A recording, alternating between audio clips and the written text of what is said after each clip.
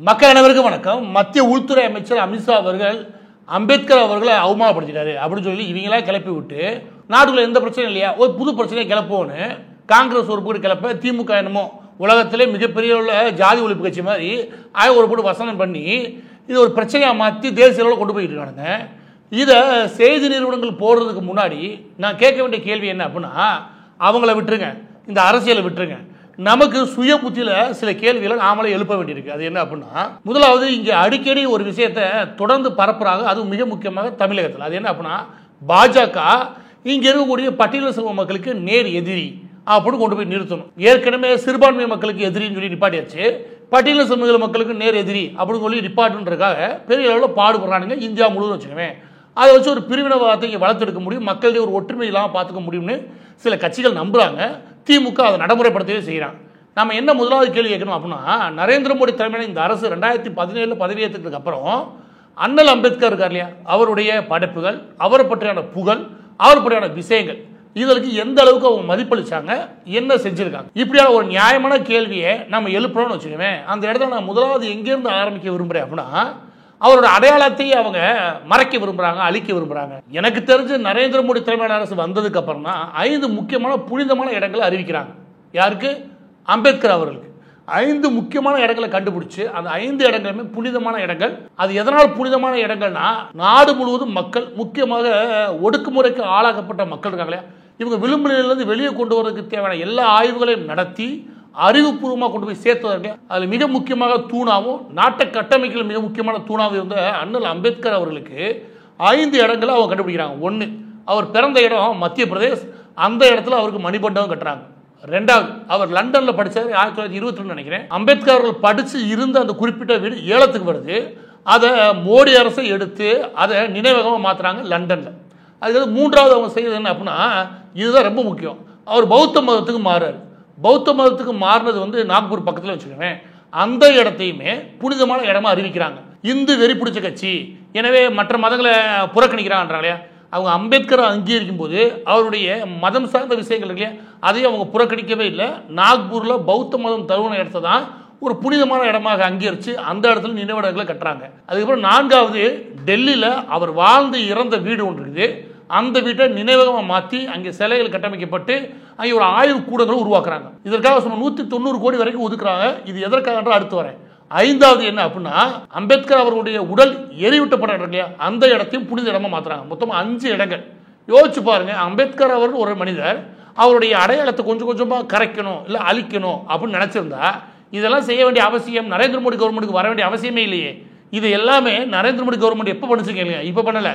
அவர் எப்போ பதவியேற்றார், 2014 பதவியேற்றார் இல்லையா, அடுத்த 4 வருஷத்துல பண்ணி முடிச்சாங்க. 5 வருஷம் கொடுக்கல, 4 வருஷத்துக்குள்ள இந்த வேலையெல்லாம் முடிச்சாங்க. வேற என்ன செஞ்சான்னு யாரை கேட்டான்னு வச்சுக்கவேன். அடுத்து ரொம்ப முக்கியமான விஷயம் சொல்லணும். என்னன்னா, இங்கே காலங்காலமாக இருந்த ஒரு பிரச்சனை என்ன அப்படின்னா, இந்த தொழில் தொடங்குறது, பிஸ்னஸ் தொடங்குறதாகட்டும் இல்லை தொழில் முனைவர் ஆகிறது, இது எல்லாமே எனக்கு தெரிஞ்சு பெரிய லெவலில் முழுவதுமாக புறக்கணிக்கப்பட்ட சமூகம்னா பட்டியல சமூக மக்கள், பிற்படுத்தப்பட்ட மக்கள், மிகவும் பிற்படுத்தப்பட்ட மக்கள், இந்த மக்கள் இருக்காங்க இல்லையா, SC ST மக்கள் பெரிய அளவில் புறக்கணிச்சிருப்பாங்க. அதுக்கப்புறம் BC, இதில் கூட பெரிய புறக்கணிப்பு ஒன்று இருக்குன்றது தெரிஞ்சு நரேந்திர மோடி தலைமையிலான அரசு முத்ரா வங்கி சார்ந்த லோன் கொடுக்கும் போதே 3 ஸ்கீமை உள்ள கொண்டு வந்தாங்க. யாரு? பட்டியல சமூக மக்களுக்கே. அதை பழங்குடியின மக்களுக்குன்னு தனியாகவே கொண்டு வந்தாங்க. இவங்க தொழில் தொடங்குறதுக்கு மட்டும் போதுமான வசதிகளை உருவாக்கினாங்க. அது மட்டும் கிடையாது, ஸ்டாண்ட் அப் இந்தியான்னு ஒரு திட்டம் ஒன்று கொண்டு வந்தாங்க. திட்டத்தின் வழியாக அது பத்தாவது சுமார் 1 கோடி பிணை இல்லாத தொழில் தொடங்குறதுக்கான கடனை கொடுக்கறதுக்கு வழிவகை பண்ணாங்க. இதோட சேர்த்து பஞ்சாப் லூதியானால ஒரு SC ST ஹப் ஒன்று உருவாக்குனாங்க. அது எதுக்குன்னு கேளுங்க. எதுக்குன்னா, தொழில் முனைவர்களாக உருவாகிறதுக்கான பயிற்சியும் நம்ம கொடுக்கணும். அதாவது தொழில் தொடர்பான கடன் கொடுத்தா மட்டும் பத்தாது, போதிய பயிற்சியும் நம்ம கொடுக்கறதுக்காக பஞ்சாப் தொடங்கி பல இடங்களை உருவாக்குனாங்க. அதுக்கு முக்கியமான தலைமை மையமாக பஞ்சாப் லூதியானால ஒரு கட்டடத்தை கட்டி முடிச்சாங்க. அது SC ST ஹப்.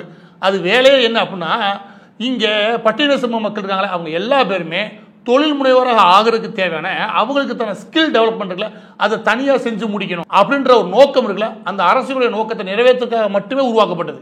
இது எனக்கு தெரிஞ்ச ஸ்கில் இந்தியா திட்டத்தோட சேர்த்து பெரிய லெவலில் கொண்டு போய் சேர்த்தாங்க இந்த நரேந்திர மோடி தலைமையிலான அரசு. இப்போ எப்படி அம்பேத்கர் அவர்களுடைய அடையாளத்தை மறைக்க முயற்சி பண்ணாங்களா? கிடையாது. பட்டியல சமூக மக்களுடைய வளர்ச்சிக்கு, தொழில் வளர்ச்சிக்கு உதவினாங்களா? சரி. இப்போ அதுக்கடுத்து நம்ம என்ன கேட்போம் அப்படின்னா, இந்த இப்போ சமீபத்தில் அதிகார பகிர்வு மண்ணாங்கட்டி பேசியிருக்கானுங்க. எனக்கு தெரிஞ்ச அதிகார பகிர்வுன்னு ஒன்று எல்லா தரப்பு மக்களுக்கும் கொடுக்கக்கூடிய ஒரு சோசியல் இன்ஜினியரிங் சரியா பண்ணக்கூடிய ஒரு கட்சினா அது பாஜக தான். எனக்கு தெரிஞ்சு இந்தியா முழுவதும் இருக்கக்கூடிய அந்த விஷயத்தை பொறுத்த வரைக்கும் ஒழுங்கா வேலை பார்க்கறது பாஜக தான். திமுக இருக்கா பாருங்க, அந்த மக்களை ஏமாத்துறதுக்காகவே ஈவே ராமசாமி வச்சுக்கிறீங்க.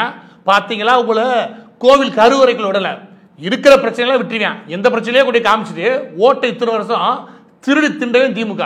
அதை பத்தி எவனுமே பேசவே இல்லை. இதையே நான் அப்படி சொல்றேன் அப்படின்னா, அதிகார பகிர்வுன்னு நீங்க பாத்தீங்கன்னு வச்சுக்கோமே, இந்தியாவை பொறுத்த வரைக்கும் அதிக எம்பிகள் இருக்கக்கூடிய, அதாவது SC/ST மக்கள் அதிக எம்பி இருக்கக்கூடிய ஒரே கட்சி பாஜக, அதிக எம்எல்ஏ இருக்கக்கூடிய ஒரே கட்சி பாஜக.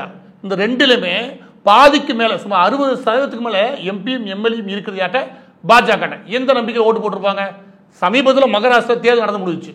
அதுலேயே நீங்க பார்த்தீங்கன்னு வச்சுக்கோங்க, 2% அளவிற்கான இடங்களை மட்டும் விட்டாங்க, மற்ற எல்லா இடங்களுமே வலிச்சு நக்கிட்டு போச்சு பாஜக.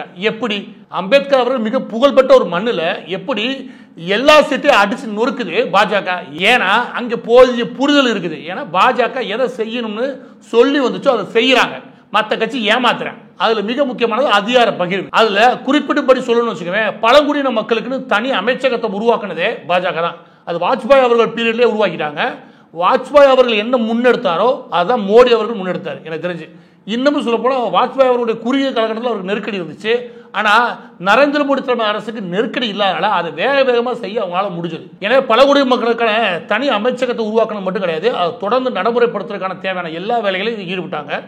இதோட சேர்த்து தேசிய கட்சிகள், தேசிய கட்சி நம்ம திமுக எடுத்துக்கணும், தேசிய கட்சிகள்ல எத்தனை கட்சிக்கு அகில இந்திய தலைவராக ஒரு SC, அதாவது ஒரு பட்டியல சமூகத்தை சேர்ந்த நபர் இருந்திருக்காரு சொல்லுங்க?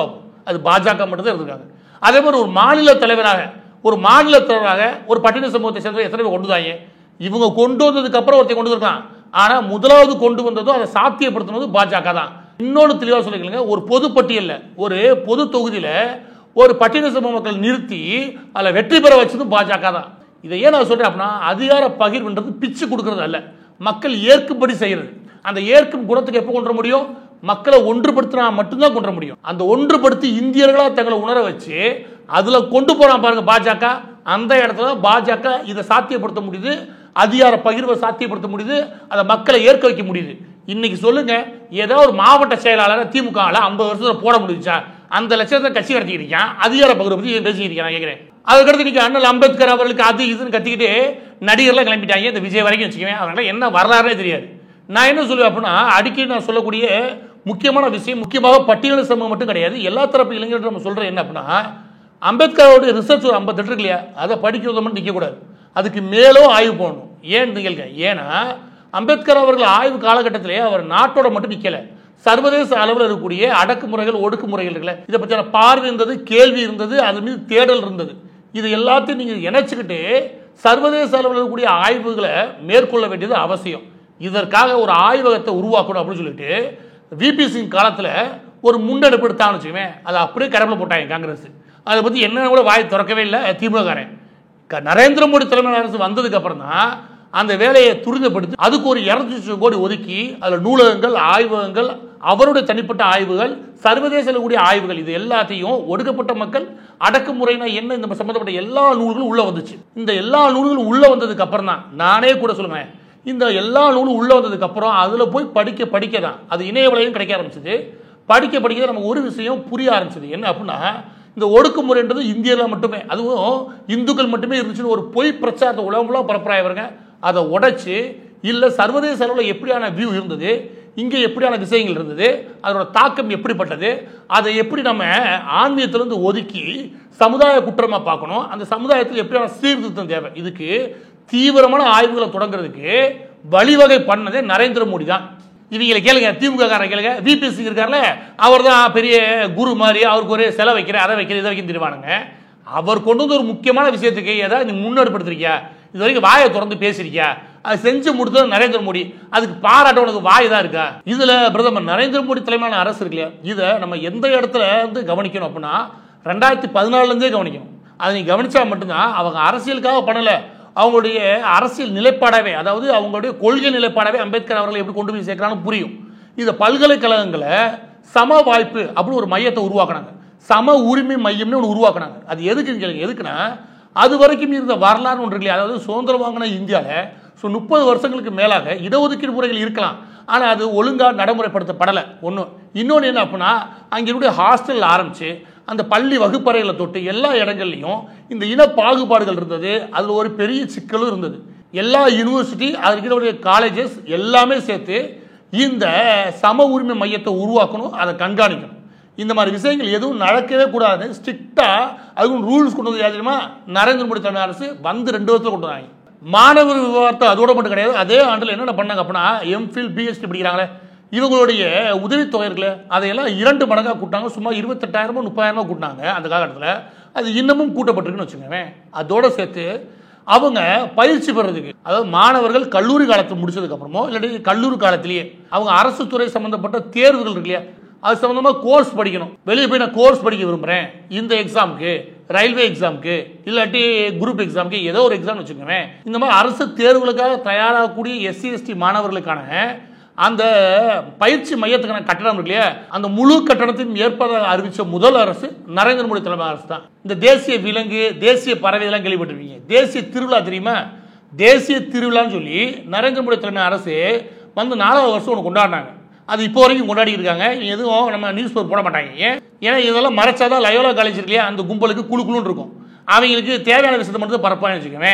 இந்த தேசிய திருவிழான்னு ஒன்று இருக்கு இல்லையா, அதை அவங்க எப்படியா கொண்டாடினாங்க அப்படின்னா, தேசிய திருவிழான்றது பழங்குடியின மக்களுடைய மரபுகள், அவங்களுடைய வாழ்க்கை முறைகள், அவங்களுடைய கண்டுபிடிப்புகள், அவங்களுடைய உழைப்புகளை இதை எடுத்து உலகம் முழுவதும் கொண்டு போகிறதும், அந்த பழங்குடியின மக்களுடைய வெவ்வேறு விதமான கொண்டாட்டங்கள் ஆரம்பித்து அவங்களுடைய வாழ்க்கை முறைகளை தொட்டு அவங்களோட படைப்புகள் வரைக்கும் இருக்கு, இது எல்லாத்தையும் அங்கீகரிக்கும் விதமாக தேசிய திருவிழான்னு ஒன்று கொண்டாட ஆரம்பித்தாங்க. அதில் நம்ம ஊரில் இருந்து, தமிழ்நாட்டில் இருந்தும் ஏகப்பட்ட பேர் போய் கலந்துக்கிட்டாங்க. அதை பார்த்துட்டு தான் திமுக என்ன பண்ண வச்சுக்கவே, கலாச்சார திருவிழான்னு ஒன்று யாரு கண்மூலியை வச்சுட்டு கலாச்சார திருவிழா கொண்டாடினாங்க. எனவே பதிவோட இறுதியாக நான் சொல்ல வேண்டிய விஷயம் என்ன அப்படின்னா, இப்போ நான் சொன்னேன் இல்லையா, இந்த பட்டியல் வந்து வேகமாக உங்களுக்கு சொல்றதுக்காக எடுத்து சொன்னது. ஆனால் உண்மை என்ன தெரியுமா, இப்போ நான் சொன்ன பட்டியலில் இல்லையா, அவங்க முதல் 5 வருஷம் இருந்திருப்பார்ல நரேந்திர மோடி, அந்த வருஷத்துக்கு செஞ்சது மட்டும் சொல்லியிருக்கேன்.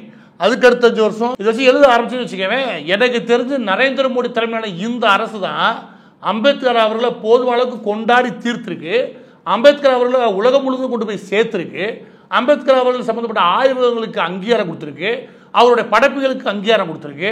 அவர் அதிகப்படியாக மக்களால் கொண்டாடப்பட வேண்டும். இந்த அரசாங்கம் மேற்கொண்ட முயற்சிகள் இல்லையா, அது வெறும் விளம்பரமா மட்டும் இருக்காம, அது உண்மையிலே பட்டியல் சமூக மக்களுடைய வளர்ச்சியில் எந்த அளவுக்கு கவனமா இருக்கமா அப்படின்ற அளவில் வரைக்கும் பார்த்தாங்க. அதனால தான் நரேந்திர மோடி தலைமையிலான அரசுடைய எல்லா திட்டங்களையும் நீங்க எடுத்து பார்த்தீங்கன்னா, திட்டத்தில் பயனடைந்த ஒரு பட்டியல் இருக்குல்ல, அந்த பட்டியல் தனியாக பிரித்து அதில் எஸ்சி எஸ்டி மக்கள் ஆரம்பித்து எல்லா பேருக்கும் அதில் எவ்வளோ கரெக்டாக போய் சேர்ந்துச்சு. நம்ம ஊரில் என்ன வாங்கி 100 கோடி தொழில் வளர்ச்சிக்காக ஒதுக்குறேன் வாங்கி, 1000 கோடி தொழில் வளர்ச்சிக்காக ஒதுக்குறேன் வாங்கி, அது எதுவுமே 10% கூட, 5%, 2% கூட எஸ்சி எஸ்டி மக்களுக்கு போயிருக்காது. அதையெல்லாம் இவங்கள வாயில போட்டுக்கிறான்னு வச்சுக்கவேன். ரோடு போடுற கான்ட்ராக்ட் எல்லாம் இவங்கள வாயில போட்டுக்கிறாங்க. கேட்டால் அந்த மக்களுக்கு போட்டு கொடுத்துட்டு ஊரை ஏமாத்திருச்சாங்க திமுக காரங்க. ஆனால் அப்படியா இல்லாமல் ஒரு திட்டம் அமலாக்கத்துக்கு வருது, அந்த திட்டத்தில் எல்லாருடைய பங்களிப்பு இருக்கணும், அதில் பட்டியல் சமூக மக்களுடைய பங்களிப்பு எந்த அளவுக்கு இருக்குன்றதை உறுதிப்படுத்துங்க அப்படின்னு சொல்லி அதை கணக்கு வழக்க எழுதி வாங்கின அரசு நரேந்திர மோடி தலைவர் அரசு. இந்த அரசாங்கம் அம்பேத்கரை புறக்கணிக்குது, அம்பேத்கரோட புகழை மறைக்குதுன்னு சொல்றீங்க இல்லையா, இதோட வடிகட்டின முட்டாள்தனம் எதுவுமே கிடையாது.